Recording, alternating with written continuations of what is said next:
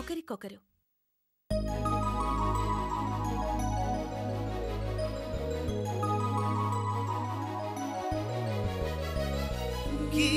గీతాంజలి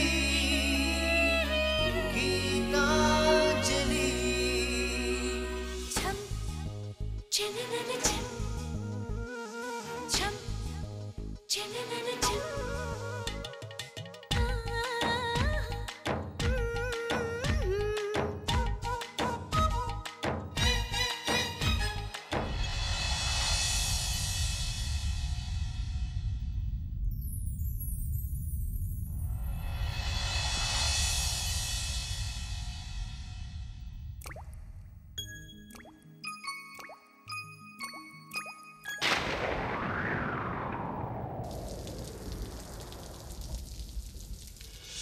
చినుకై చిరు జల్లై మన మనసులు కురవాలి పూవై పొదరిల్లై ఎదలల్లుకు పోవాలి చినుకై చిరు జల్లై మన మనసులు కురవాలి పూవై పొదరిల్లై ఎదలల్లుకు పోవాలి చిటపట స్వరాల హారానా మురిపాల ముత్యాలే మెరవాలి మురిపాల ముత్యాలే మెరవాలి అల్లరి ఆశల పల్లకిలో అందాల హరివిల్లు చేరాలి అందాల హరివిల్లు చేరాలి తేనె కన్న తీయని చిలిమి నేస్తమా ఒకరికొకరు ప్రాణమే అందమిత్రమా తేనె కన్న తీయని చిలిమి నేస్తమా ఒకరికొకరు ప్రాణమే అందమిత్రమా చినుకై చిరు చల్లై మన మనసులు కురవాలి పూవై పొదరిల్లై ఎదలల్లుకు పోవాలి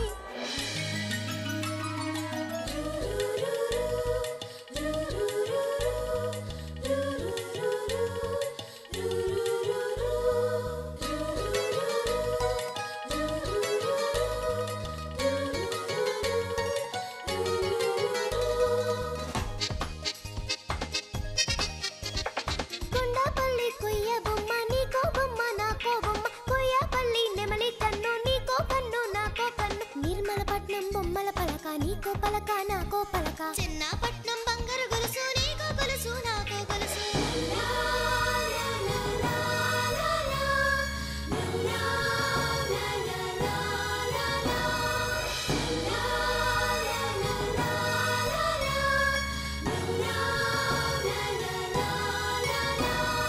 గుండె గూడులో బాధైతే చిరునవ్వు గువ్వ నా తోడంట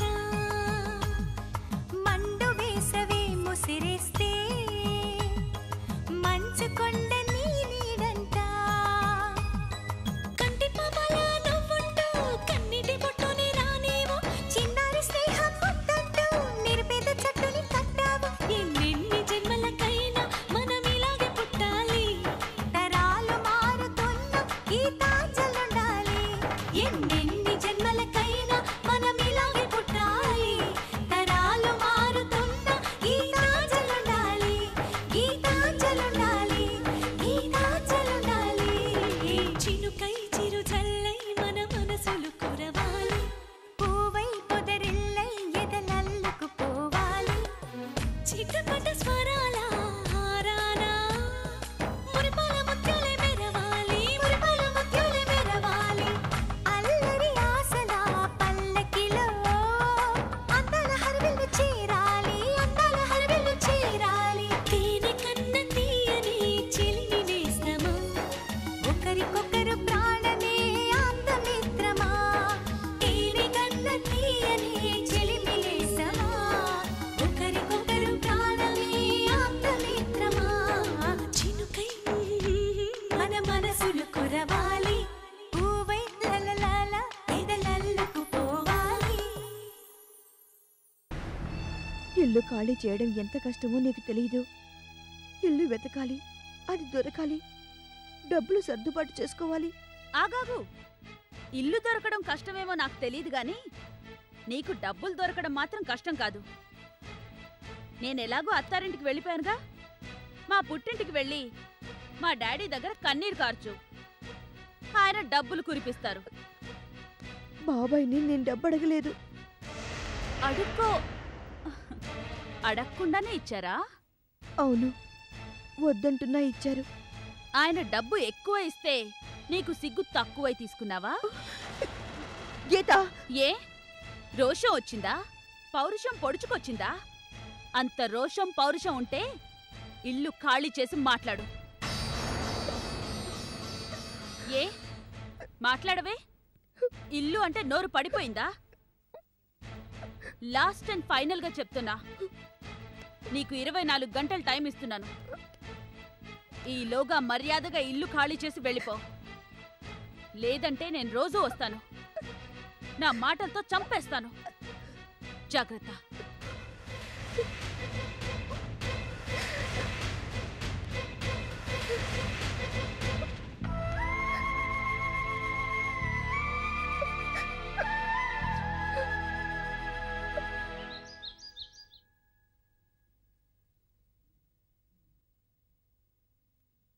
జ్యూస్ తీసుకోండి.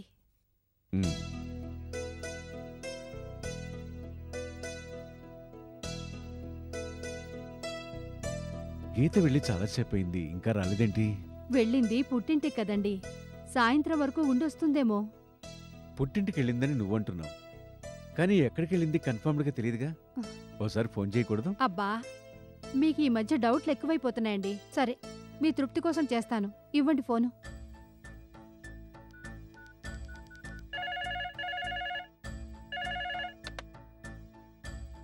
హలో తమ్ముడు, నేను సుశీల్ని. చెప్పమ్మా. గీత అక్కడుందా? ఇక్కడ ఉండటం ఏంటమ్మా? అక్కడ లేదా? ఎక్కడికో వెళ్తానని వెళ్ళింది. మీ ఇంటికే అనుకున్నాను. అలాగా, లైన్లో ఉండండి. లక్ష్మిని అడుగుతాను. లక్ష్మి, లక్ష్మి, ఏంటండి? గీత వచ్చిందా? రాలేదే. రాలేదా? హలో, రాలేదటమ్మా. అలాగా, సరే, మీరేం కంగారు పడకండి. ఏ ఫ్రెండ్ ఇంటికో వెళ్ళుంటుంది. గీత వచ్చేసింది. వచ్చిందా? ఒకసారి గీతకేవమ్మా. ఒక్క నిమిషం. గీతా,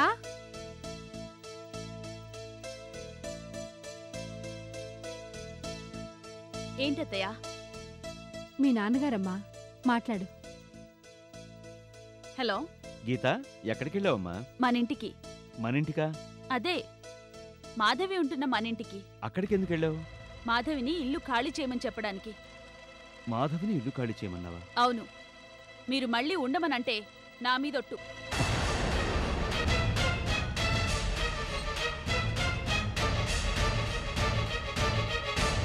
అసలేం జరిగిందండి? మాధవి ఇల్లు ఖాళీ చేయడం ఏంటి? మన పుత్రికారత్నం ఇల్లు ఖాళీ చేయమందట. పద, మనం వెళ్ళి మాట్లాడొద్దాం. మాధవ్ దగ్గరికా? కాదు, గీత దగ్గరికి. పదండి.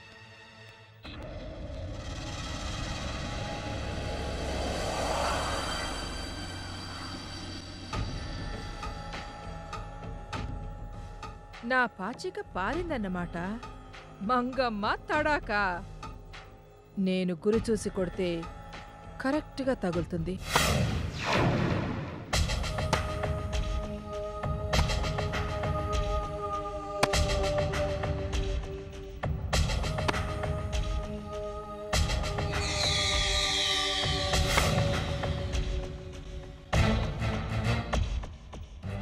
జీవితాలతో ఆడుకుంటున్నది సరిపోలేదా? ఇంకా ఈ ఆటలాడుతున్నావు? జీవితాలతోనా? ఎవరి జీవితాలతో ఆడుకున్నాను? ఎవరి జీవితాలతో ఆడుకున్నావో నీకు తెలీదా?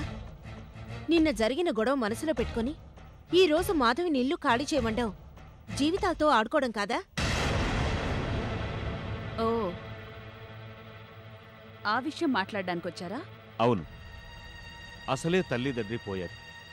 చెల్లి ఎటో వెళ్ళిపోయింది. భర్త హాస్పిటల్లో ఉన్నాడు.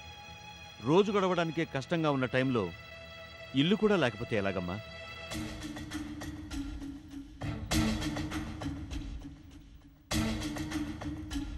మాట్లాడవే, చెప్పు. నువ్వు చేస్తున్నది కరెక్టేనా? అసలు మీరు చేస్తున్నది కరెక్టా?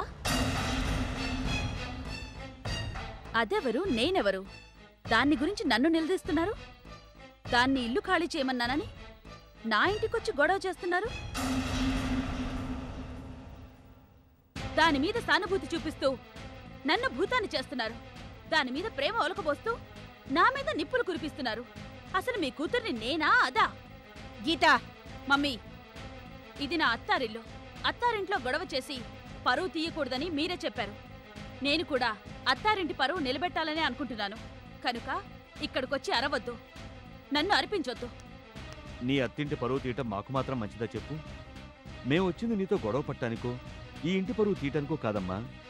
మాధవ ఆ ఇంట్లో ఉండటానికి నీ అంగీకారం కోసం. ఇల్లు ఇవ్వకపోయినా పర్వాలేదు, కానీ ఇచ్చిన ఇల్లు తీసుకోకూడదమ్మా. మీరు చెప్పింది నిజమే డాడీ, కానీ ఇచ్చింది మీరు, లాక్కుంటున్నది నేను. మీకా చెడ్డ పేరు రాదు.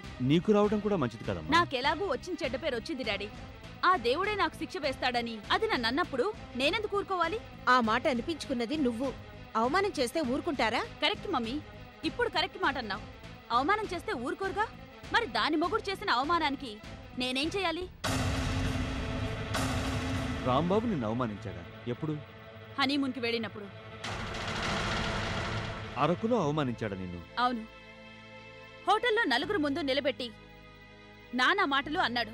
వాడి మరదల జీవితం నా వల్లే నాశనం అయిపోయినట్టు ఏదేదో మాట్లాడాడు. మమ్మల్ని హనీమూన్ ట్రిప్లో హ్యాపీగా ఉండనివ్వలేదు.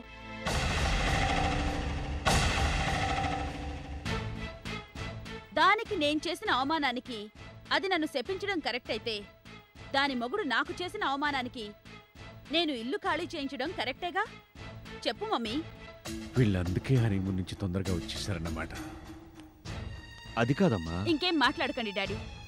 మీ కూతురికి అవమానం జరిగితే మీకు జరిగినట్టు కాదా? మీ కూతురు బాధపడితే మీకు బాధగా ఉండదా? నా అవమానం మీ అవమానం అనుకుంటే, నా బాధ మీ బాధ అనుకుంటే ఆ మాధవితో ఇల్లు ఖాళీ చేయించండి.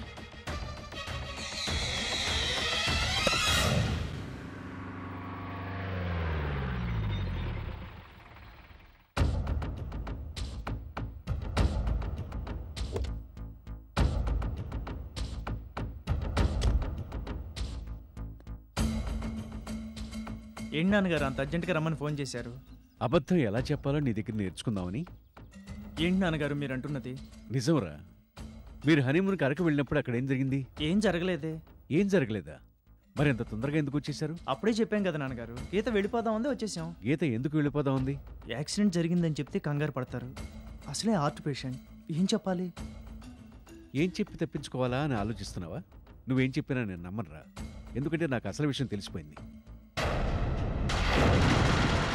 తెలిసిపోయిందా? అవును, మాధవి భర్త రాంబాబు అరకులో కనిపించాడా? కనిపించాడు.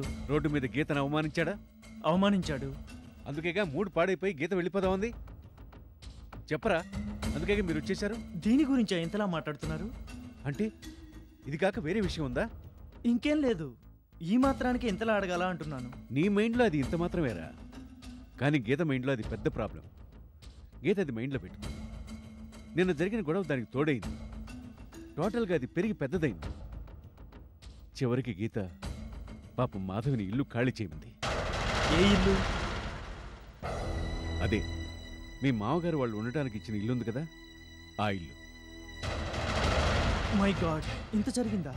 అవును, మీ మామగారు అత్తగారు గీతకు నచ్చ చెప్పడానికి వచ్చారు, కానీ గీత మాట వినడం లేదు. గీతకు నేను నచ్చ చెప్తాను. గీతకు నచ్చ చెప్పడం సరేరా, మరి నాకేం చెప్తావు? మీకా? అదేరా, నువ్వు నా దగ్గర దాచిన విషయం గురించి. నేను దాచాలని దాచలేదు నాన్నగారు. మీ హెల్త్ కండిషన్ బట్టి మీకు అన్ని విషయాలు చెప్పడం మంచిది కాదు, అందుకనే చెప్పలేదు.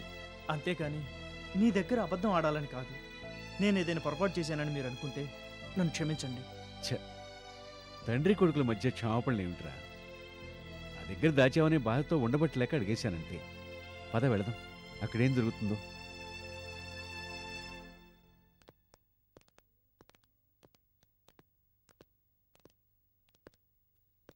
మేము వెళ్ళొస్తాం బావగారు. అప్పుడే వెళ్ళిపోతున్నారా? నైట్ డిన్నర్ చేసి వెళ్ళండి. నేను అదే అన్నానండి, కానీ వెళ్ళాలని అంటున్నారు. కనీసం టిఫిన్ అయినా చేసి వెళ్ళండి. అది కాదు అల్లుడు మీరు గారు. ఇంకేం మాట్లాడకండి. సుశీల, నువ్వు వెళ్ళి టిఫిన్ ఏర్పాటు చూడు. ఒరే, వెళ్ళి కోడలు తీసురా. రండి, మనం లాన్లో కూర్చొని మాట్లాడుకుందాం.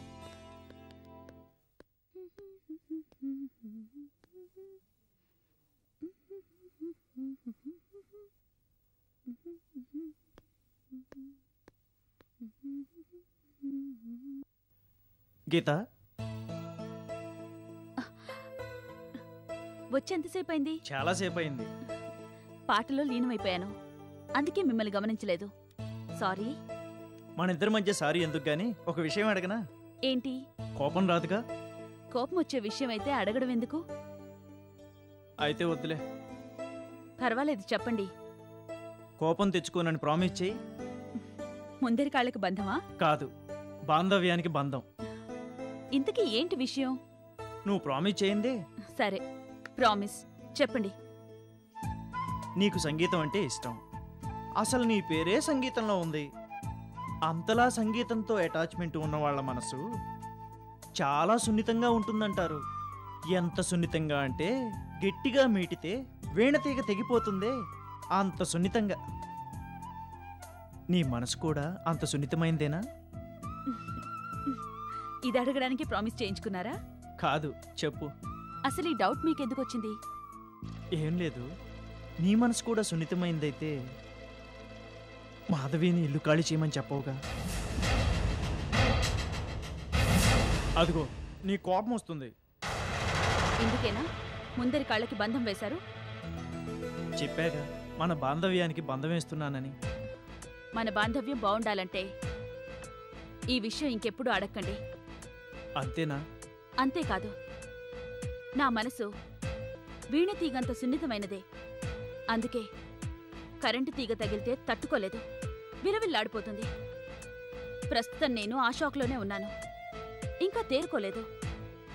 ఆ షాక్ నుంచి బయటపడ్డానికే సంగీతం వింటున్నాను. తెలిసిందా? తెలిసింది. కానీ నాకు విషయం తెలియలేదు. ఏ విషయం? అసలు నేను మాధవిని ఇల్లు ఖాళీ చేయమన్నానని మీకెవరు చెప్పారు? మా నాన్నగారు. మరో విషయం కూడా అడిగారు. అరకులో రాంబాబు నీతో గొడవపడిన విషయం.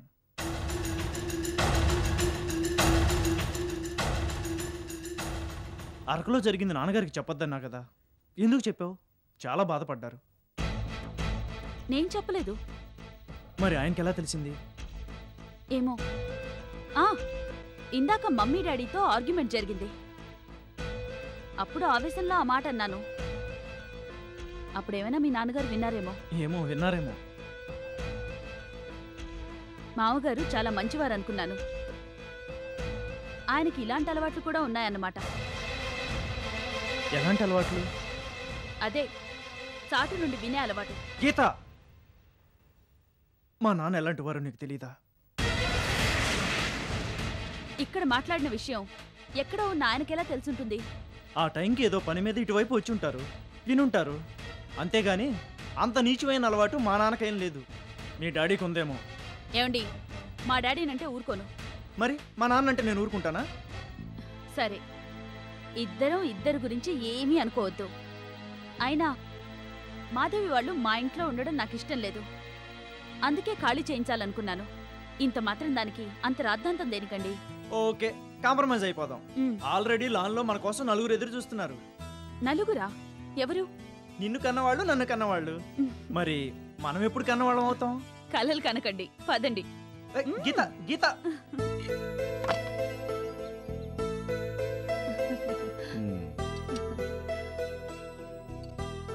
ఇంతకీ మాధవి ఇంటి విషయం ఏం చేస్తారు బావగారు? అదే పాలు పోవట్లేదు. పాలు పోకపోతే కాఫీ పోతుందేమో చూడండి నోట్లోకి.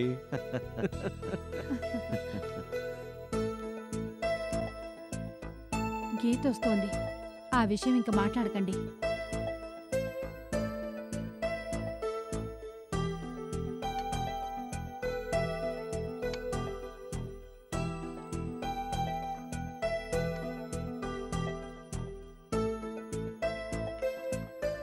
గీత, తీసుకోమా.